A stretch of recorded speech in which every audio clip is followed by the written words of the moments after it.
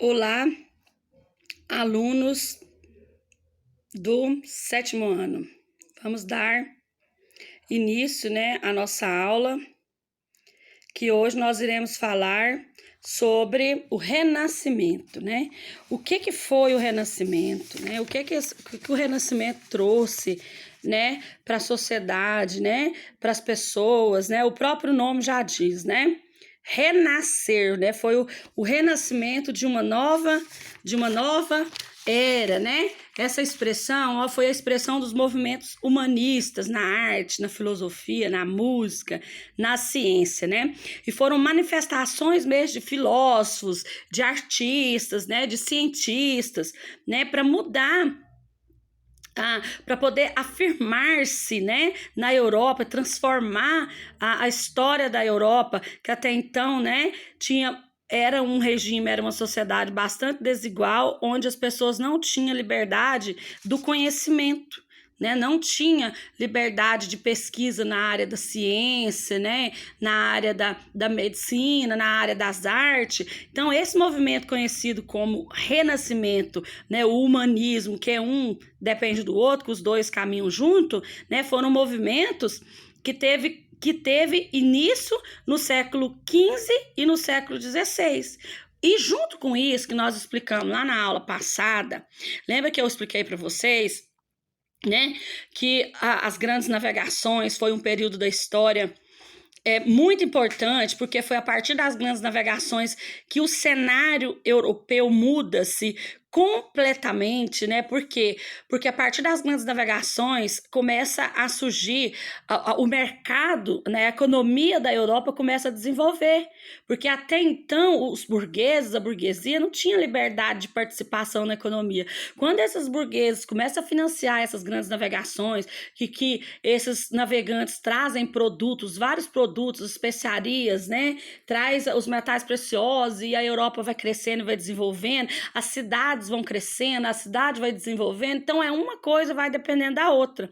Então, e o Renascimento foi um movimento, na transformação do quê? Na transformação da ciência, da arte, da filosofia, é mais ligada a essa parte da sociedade, Enquanto que as grandes navegações foi uma transformação enorme que teve na questão da economia. Esse movimento conhecido como Renascimento, ele já foi mais para a parte da arte, da filosofia, da música e da ciência, Foi um movimento para mudar essa realidade, para as pessoas a ter a conhecimento, a poder ter liberdade de mostrar a sua arte, de mostrar os seus livros, mostrar suas teorias, Os cientistas a criar suas teorias e assim ter várias mudanças importantes aí na sociedade europeia, começando no século XV, século XVI, na Itália, surgiu na Itália entre o século XV e XVI, e foi um movimento intelectual e artístico, certo? Então, vamos lá. Como se espalhou para a Europa, Como que esse movimento se espalhou para a Europa, O comércio com o Oriente, igual eu falei para vocês, as grandes navegações, permitiu que muitos comerciantes europeus, principalmente da cidade de Veneza e Florença, na Península Itálica, acumulassem grandes fortunas. Enriquecidos, alguns desses comerciantes, bem como governantes e papais, passaram a financiar essas produções artísticas dos escultores, dos pintores, dos arquitetos, dos músicos, dos escritores, E essa prática ficou conhecida como mecenato. Então, olha só, igual eu já expliquei, essas grandes navegações, ela permitiu, que as pessoas tivesse oportunidade. Quem eram essas pessoas? Os artistas, Igual eu disse, o Renascimento, ele foi uma mudança, foi um movimento voltado para a produção cultural e artística.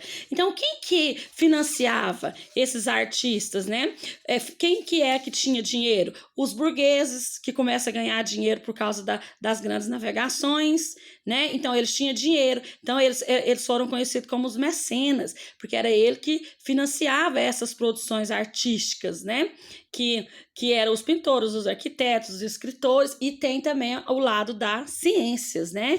Das pesquisas na área da medicina, na área da química, na área da física. Foram todas áreas que tiveram bastante desenvolvimento aqui depois do Renascimento, e financiado por esses burgueses, né? Que foram crescendo, né, devido ao crescimento do comércio, e tudo isso começando com as grandes navegações.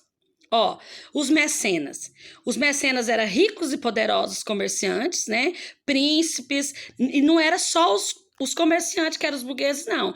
Os príncipes, os condes, os bispos. Então, era de interesse de todo mundo, além dos burgueses. A igreja também tinha interesse, a nobreza, né, os reis tinham interesse em financiar e investir na produção desses artistas, né, como maneira de obter reconhecimento e prestígio na sociedade. Por quê? Porque a Europa estava mudando, a Europa não estava mais na Idade Média, as pessoas estavam crescendo, estavam tendo conhecimento. Então, para a igreja não ficar para trás e para a igreja não ficar para trás e para os reis não ficar para trás, que eles começaram a financiar esses artistas e obter prestígio entre a sociedade, certo? Então, esses financiadores desses artistas ficou conhecido como os mecenas. Eles foram de extrema importância para o desenvolvimento das artes plásticas, né, das esculturas, da pintura, da literatura, da arquitetura, durante todo o Renascimento, que vai do século XV ao século XVI. A burguesia, né, que era a classe social que enriqueceu muito com o renascimento comercial, que é as grandes navegações, viu-se na prática, fazia parte também de quem financiava, porque era eles que tinham dinheiro. E qual que era também o intuito dessa burguesia financiar esses artistas? Por quê? Porque eles queriam ganhar status, né, igual a nobreza, porque antes eles não tinham esse status, né? Eles tinham dinheiro, mas eles não tinham status. Então, com esse financiamento desses artistas, eles começam a ganhar prestígio e começam a comprar título de nobreza, porque a burguesia tinha dinheiro, mas não tinha prestígio, porque a sociedade da Idade Média, ela funcionava assim. Então, com esse prestígio, eles começaram a ganhar dinheiro e tal, e comprar os títulos de nobres, né? Então, esse ato de patrocinar e de investir na arte e na cultura foi conhecida como mecenato. Pontos importantes: valorização da cultura greco-romana. Para os artistas da época renascentistas, os gregos e romanos possuíam uma visão completa e humana da natureza, ao contrário dos homens medievais. Pontos importantes para vocês aprenderem. Os escultores e os pintores, eles faziam muitos trabalhos artísticos influenciados pelos gregos e pelos romanos, voltando lá, quando a gente estava estudando, né, sobre a Grécia e sobre a Roma. Porque a Idade Média, né, na Idade Média, o povo tinha muito menos do conhecimento do que na época dos gregos e dos romanos, que foi lá antes de Cristo, muitos anos atrás.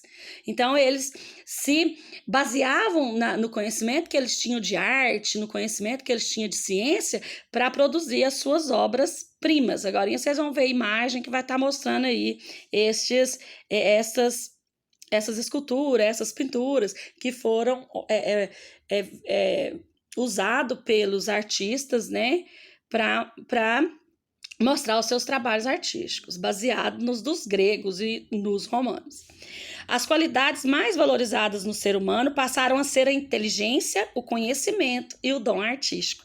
Porque antes, lá na Idade Média, o homem não tinha direito de estudar, não tinha direito de ter conhecimento. Então, a partir do Renascimento, caiu por terra essa teoria. Agora, o mais importante, o que era valorizado nessa época, que passou a ser valorizado, foi a inteligência, o conhecimento e a arte, né? O homem começa a ser o centro de tudo. Não é mais aquela teoria teocêntrica em que tudo era girado em torno de Deus, da fé. Agora passa a ser uma teoria conhecida como antropocentrismo. Agora é o homem que é a figura central, é a inteligência, é o conhecimento, né? Tudo isso foi valorizado depois desses movimentos do Renascimento e do humanismo. Né? Enquanto Deus via o homem, né, no centro, né, aí, ó, que eu acabei de falar, o teocentrismo agora passa a ser o antropocentrismo, como o homem sendo o principal, né, a preocupação, a inteligência e tal. A razão e a natureza passam a ser valorizados com grande intensidade, né?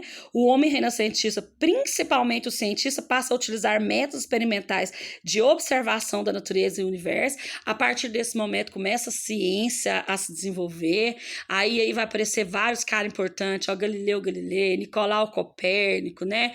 Vários cientistas, né, que começa a estudar, que começa a destacar aí na questão da ciência.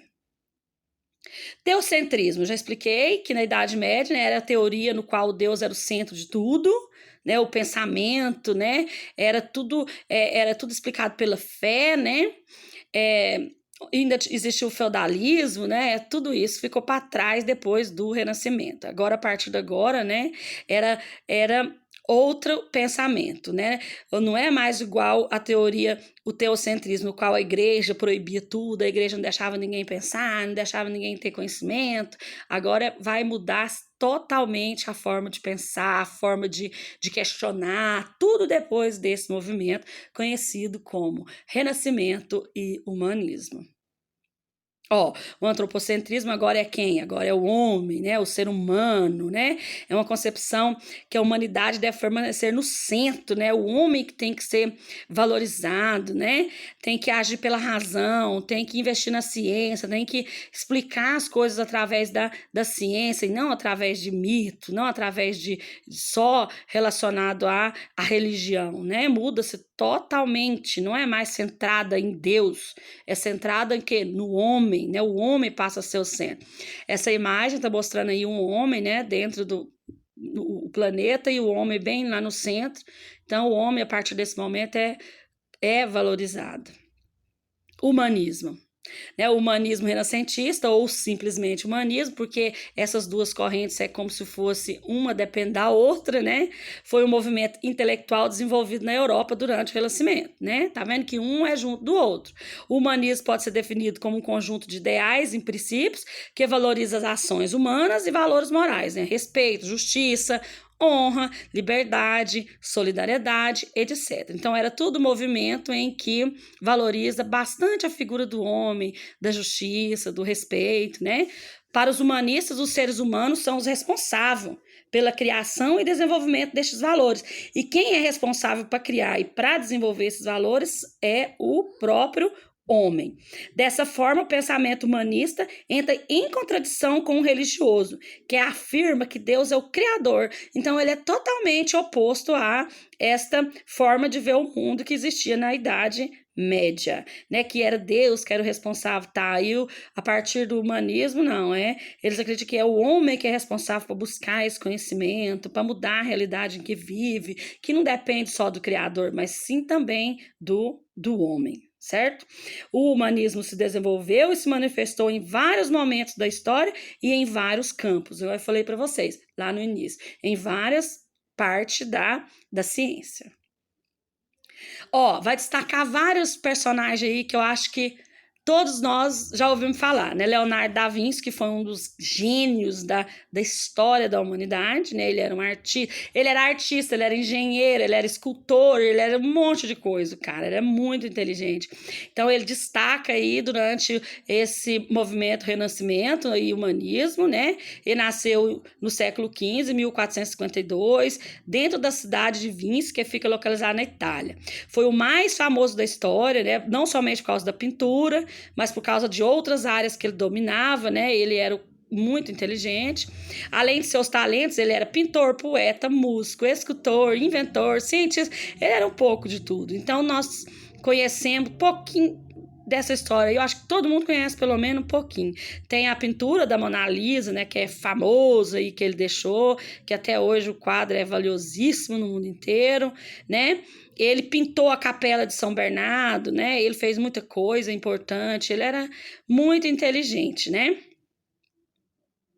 Obras de Leonardo, aí aqui estou destacando algumas obras, tem um quadro dele aí do lado, na imagem, né? Olha, muitas coisas que ele fez, A Última Ceia, né? A Virgem, o Menino, Santana, a Mona Lisa, que eu acabei de falar, e várias outras obras importantes. Além dele, tem também outra figura importante aí, que foi o Michelangelo, que ele também foi do século XV, XVI, que ele viveu. Foi um pintor, escultor, poeta, arquiteto, considerado os maiores criadores da história da arte do Ocidente, né? O seu trabalho desenvolveu também, né, na região de Roma, onde viviam seus grandes mecenas, né? Iniciou como aprendiz dos irmãos e, tendo seu talento logo reconhecido, tornou-se um grande protegido por causa das suas obras que eram de valor estimado, né, de sem igual. Então, foi um dos artistas que destacou também nesse período. Rafael, que também é outro, que foi um mestre da pintura e da arquitetura, né, durante o Renascimento. Ele, junto com Michelangelo e Leonardo da Vinci, forma a triade de grandes mestres do Alto Renascimento. Foram grandes mestres. Depois nós iremos fazer atividade, né, aprofundando mais sobre esses mestres aí do Renascimento. Tem algumas obras aqui dele, que são quadros famosos aí que tem na história, né? A Deposição de Cristo. Aí outro, Donatello, que já viveu no século 14 e 15, ele era um escultor, né? Trabalhou em Florença, também foi muito importante aí. Então, ele fez várias esculturas de mármore, de bronze, de madeira e destacou também muito aí durante o Renascimento. Eu destaquei algumas obras dele aqui também, que até hoje existem aí nessas cidades, que todas são cidades italianas, famosas pelo turismo. Muita gente, né, agora em pandemia, ninguém vai lá, né? Mas são os centros turísticos mais famosos aí do mundo inteiro, onde preserva várias obras aí desses artistas famosos, que destacou lá no século XV e XVI. Aí eu destaquei algumas obras deles, vocês estão vendo. Botticelli, que viveu também no século XV e XVI, né? Foi um célebre pintor, estudou esculturas da antiguidade. Suas obras revelariam ainda o impressionismo trágico de agitação visionária, fruto certamente da pregação de Savonara. Outra aí que destacou também como artista da época do Renascimento. Olha, aí eu deixei algumas obras para mostrar alguns quadros dele que é famoso, né?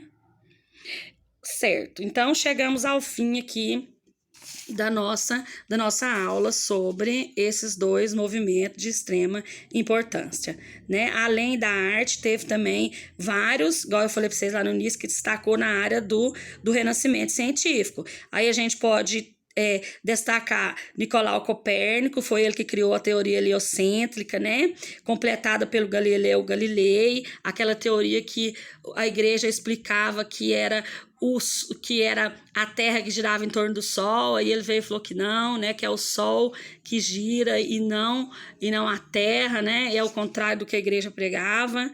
E a medicina, né, contou com os estudos também, ela foi muito valorizada nesse período, tanto é que tem um cara chamado André Vessalio, que é considerado o pai da anatomia moderna, né, que criou os primeiros estudos relacionados à medicina. Então, foi movimentos, em resumo, que desenvolveu várias partes da ciência. O homem mudou completamente a forma de ver o mundo.